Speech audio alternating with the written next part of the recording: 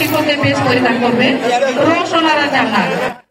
জামালপুর সদর উপজেলার ঝাওলা গোপালপুর বহুমুখী উচ্চ বিদ্যালয়ে সম্পন্ন হয়েছে বার্ষিক ক্রীড়া প্রতিযোগিতা অনুষ্ঠান।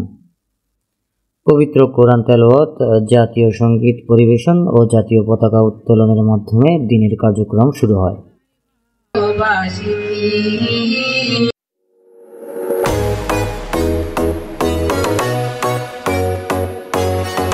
এরপর বিদ্যালয়ের ছাত্রছাত্রী, শিক্ষক শিক্ষিকা এবং আমন্ত্রিত অতিথিদের অংশগ্রহণে নানা ধরনের ক্রীড়া প্রতিযোগিতা অনুষ্ঠিত হয়।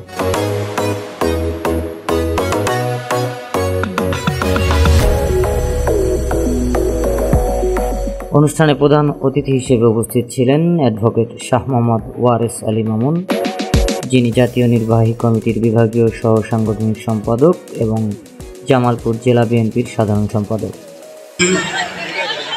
1971 সালের মহান মুক্তিযুদ্ধে জাল ঘোষণার মধ্য দিয়ে এই জাতি মুক্তিযুদ্ধের স্বাধীনতার সংগ্রামে জড়িয়ে পড়েছিল।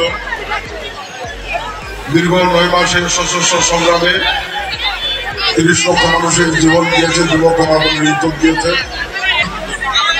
5 আগস্টের পরিবর্তিত পরিস্থিতিতে আজকে বাংলাদেশ নিয়ে আমরা এই দেশের সকল মানুষ স্বপ্ন দেখছে। আমাদের এই বাংলাদেশ আগামী দিনে উন্নত, সমৃদ্ধ, আইনের শাসন সুপ্রতিষ্ঠিত, মানবিক মূল্যবোধের একটি মর্যাদাশীল বাংলাদেশ হবে।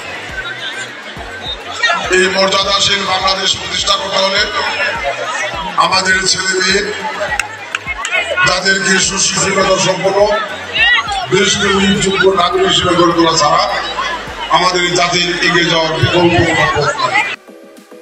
অনুষ্ঠানে উদ্বোধন করেন জামালপুর জেলা বিএনপির সহসভাপতি ও জামালপুর সদর উপজেলা বিএনপির সভাপতি মোহাম্মদ শফিউর রহমান শফি। সভাপতিত্ব করেন বিদ্যালয়ের প্রধান শিক্ষক জনাব মোহাম্মদ শরাফত আলী।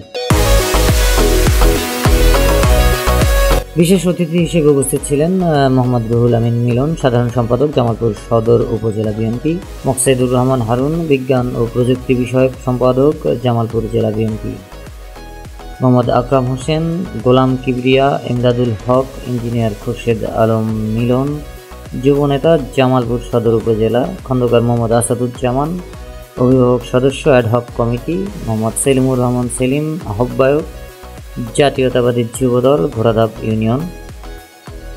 এছাড়াও 6, 7 ও 8 নম্বর ইউনিয়ন বিএনপি এবং অঙ্গ সংগঠনের নেতাকর্মীরা এই অনুষ্ঠানে উপস্থিত ছিলেন। অনুষ্ঠানের শেষ পর্যায়ে ক্রীড়া প্রতিযোগিতায় বিজয়ীদের হাতে পুরস্কার তুলে দেওয়া হয়।